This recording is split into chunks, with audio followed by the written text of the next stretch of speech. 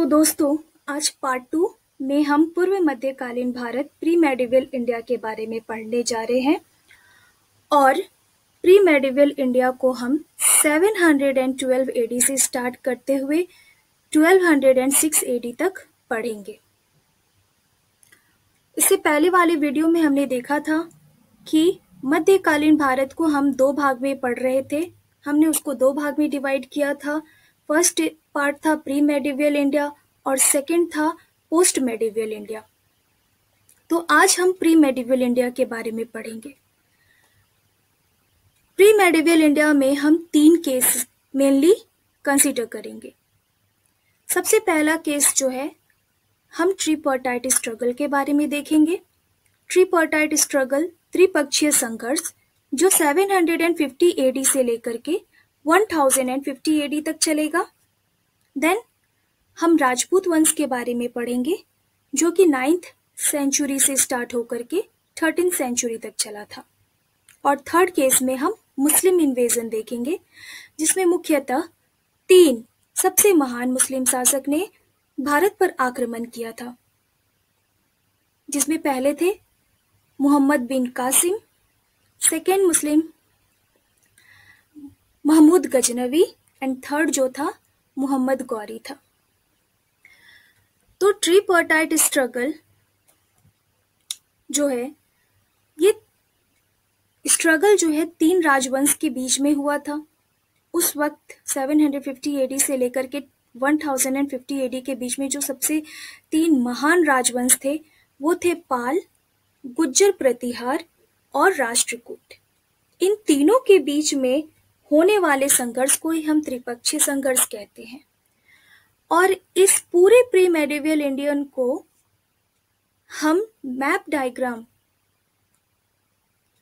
Mind map के through पढ़ने वाले हैं ताकि हम इसे बहुत इजीली समझ जाए। और माइंड मैप के थ्रू पढ़ने से एक बेनिफिट और भी होता है कि ये हमारे दिमाग में पूरी तरह से छप जाता है, बहुत जल्दी इजीली याद हो जाता है ना।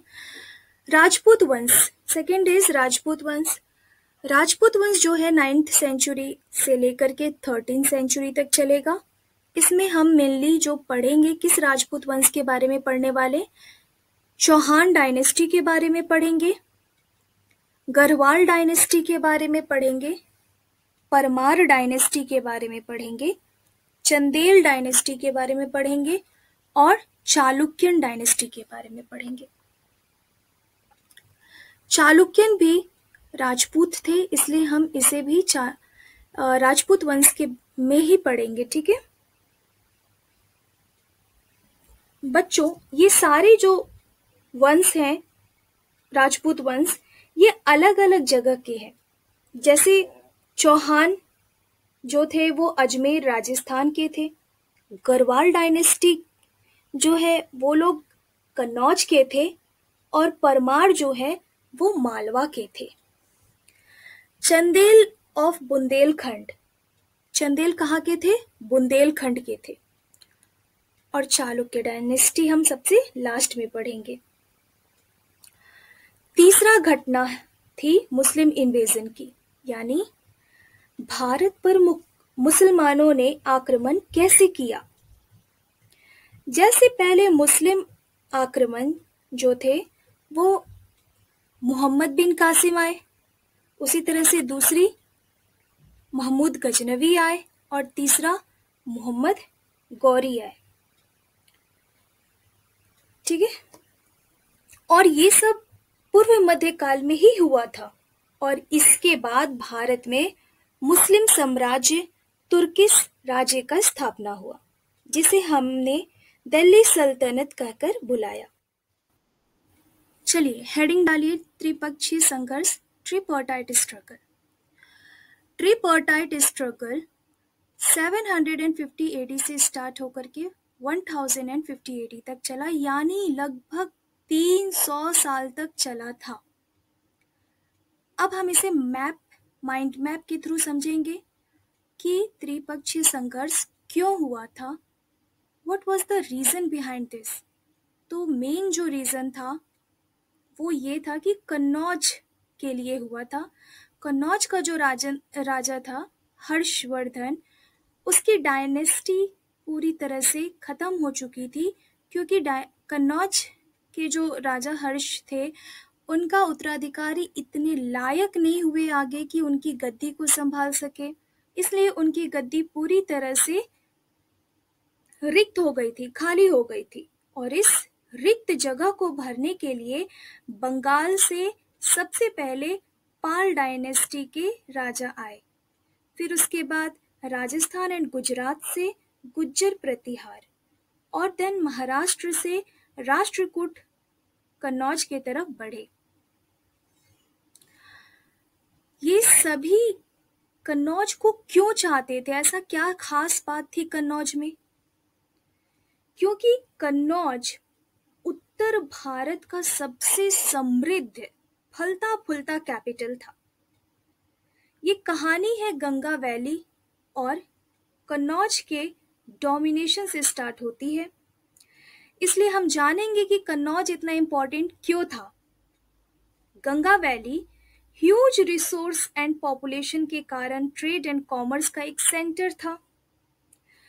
इस पर रूल कर रहे थे गुप्ता रूलर्स, और हर्षा ने गुजरात पर अपना हक जमाया था, जो अपने रिच सी पोर्ट कह सकते हैं ओवरसी ट्रेड के लिए बहुत ज्यादा फेमस था। कन्नौज गंगा के जो किनारे है उसके एक क्लिफ पर बसा हुआ कैपिटल था, और इसलिए बेनिफिशियल भी था। Kannauj trade, commerce and communication का सेंटर बना, और यहाँ से ही इंडिया के सभी रूट में जाने वाले ट्रेड रूट भी निकलते थे, इसलिए ये इकोनॉमिकली भी बहुत इम्पोर्टेंट था। इस पर रूल करके पूरा गंगा वैली पर कंट्रोल किया जा सकता था, पास्ट की मगध की तरह, बिल्कुल पास्ट की मगध की तरह। ठीक है। और दूसरा कारण ये भी था कि after the death of Harsha political vacuum create हो गया था वहां पर। ठीक है। और कन्नौज पर अधिकार मतलब उत्तर भारत पर कब्जा, और उस समय सबसे मुख्य 3 राजे ही थे बस, पाल, राष्ट्रकूट और प्रतिहारा।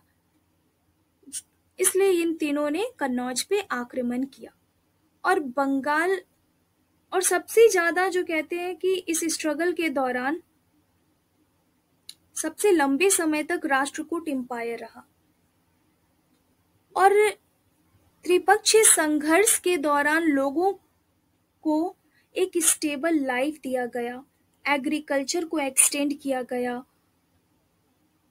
तालाब, कैनल्स बनवाए गए, और आर्ट एंड एग्रीकल्चर को भी एक अच्छा मुकाम दिया गया।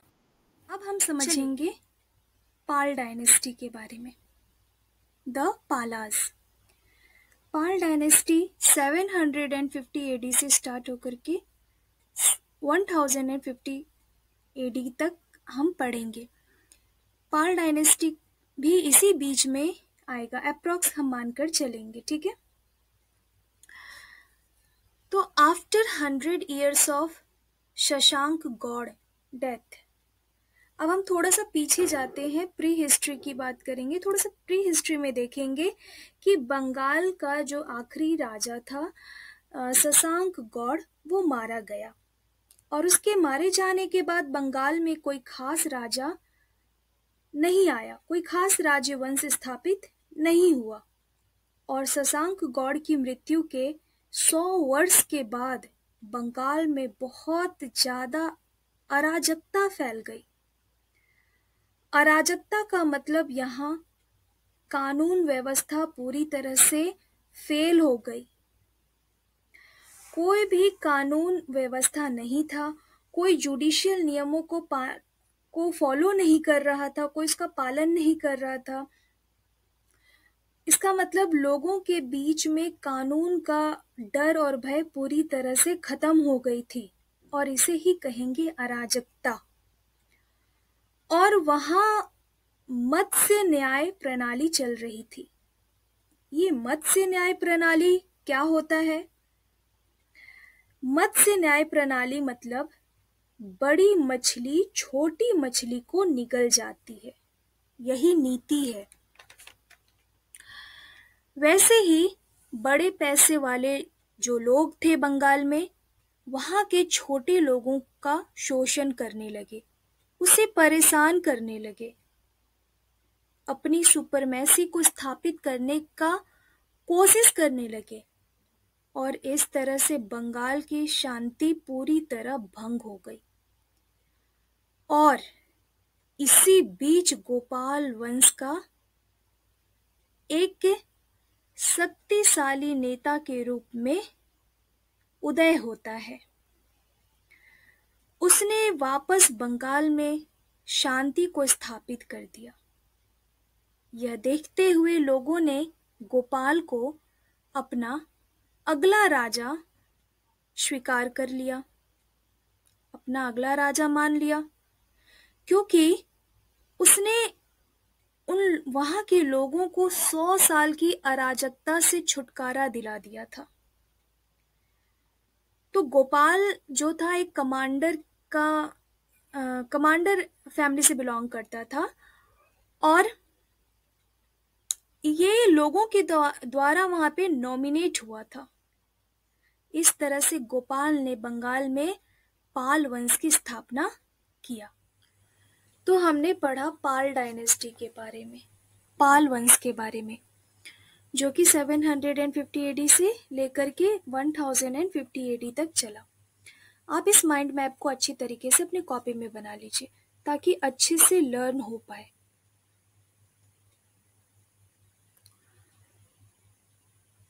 चलिए अब हम पढ़ते हैं पाल डायनेस्टी के प्रथम राजा गोपाल के बारे में, जिन्होंने पाल डायनेस्टी का स्थापना किया था, या कह सकते हैं कि पाल डायनेस्टी के फाउंडर। गोपाल के बारे में हम 750 एडी से लेकर के 770 एडी तक पढ़ेंगे। 770 एडी में इनकी मृत्यु हो जाती है। So Gopal was the founder of Pala dynasty, ठीक है।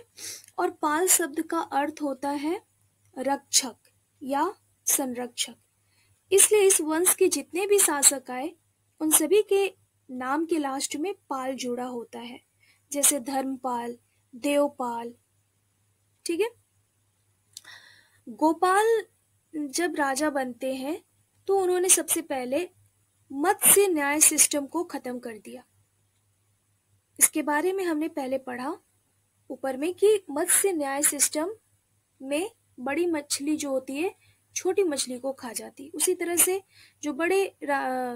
जो धनी व्यक्ति होते थे बंगाल में, जिनके पास थोड़ा पावर होता था, वो छोटे गरीब लोगों को परेशान कर रहे थे, अपनी सुपरमेसी जो है उसको स्थापित करने का कोशिश कर रहे थे। इन्होंने बौद्ध धर्म को अपनाया था। ये बौद्ध धर्म के संरक्षक भी कहलाते हैं। अगर मैं बात करूं इनके कार्य की, तो बंगाल में हो रहे जो युद्ध थे छोटे छोटे, जिसको हम कह सकते हैं गृह युद्ध, और अराजकता को इन्होंने समाप्त कर दिया और संगठित शासन व्यवस्था की स्थापना किया था। गोपाल ने प्रशासनिक सुधार भी लाए, शासन में अनुशासन लाया और कानून को लागू किया, राज्य को व्यवस्थित जिलों और अधिकारियों में भी बांटा। सैनिक शक्ति का विकास की अगर हम बात करें तो एक मजबूत सेना का निर्माण किया, ताकि जो भी बाहरी आक्रमण हो या विद्रोह करे, उसको रोकने या उसे निपटा जा सके। गोपाल जो थे उन्होंने महायान बौद्ध धर्म के अनुयायी थे। उन्होंने बौद्ध धर्म को संरक्षण और प्रोत्साहन दिया। गोपाल वंश की अगर हम बात करते हैं तो इनकी सबसे जो खास बात थी ये थी कि उन्होंने सबसे ज्यादा योगदान शिक्षा के क्षेत्र में दिया था। इन्होंने जो है काफ़ी सारे यूनिवर्सिटीज़ बनाए थे, जैसे सोमपुरा, है ना, सोमपुरा का अम, विक्रमशिला का 3rd फ्लोर इनके बेटे धर्मपाल ने बनवाया था और इन्होंने अपनी राजधानी मुंगेर स्थित किया था। ओदांतापुरी जो है, ओदांतापुरी मठ का स्थापना इन्होंने बिहार शरीफ में किया था। पाल वंश काल और संस्कृति के भी संरक्षक थे। तो ये सब कुछ इम्पोर्टेंट पॉइंट है गोपाल के बारे में। जो सबसे मेन आता है वो है इनका बेटा धर्मपाल। और धर्मपाल के समय ही सबसे बड़ा स्ट्रगल, ट्रिपोर्टाइट स्ट्रगल हुआ था। ठीक है, नेक्स्ट वाला आप माइंड मैप एक बार देख लीजिए गोपाल के बारे में कि इन्होंने अपना साम्राज्य का विस्तार किया, इन्होंने अपना कैपिटल मुंगेर को बनाया था और इनकी जो डेथ थी वो 770 AD में इनकी मृत्यु हो गई। ठीक है, अब हम पढ़ने जा रहे हैं धर्मपाल के बारे में। और धर्मपाल को हम 770 AD से लेकर के 810 AD तक पढ़ेंगे। मतलब लगभग 40 साल तक धर्मपाल ने राज्य किया था। इन्हीं के समय सबसे important struggle, that is tripartite struggle हुआ था और धर्मपाल ने राष्ट्रकूट और प्रतिहारा के आपसी लड़ाई का खूब फायदा भी उठाया था। इसके बारे में हम थोड़ा सा डिटेल में पढ़ते हैं। धर्मपाल जो है वो पाल डायनेस्टी के गोपाल के पुत्र और उत्तराधिकारी थे।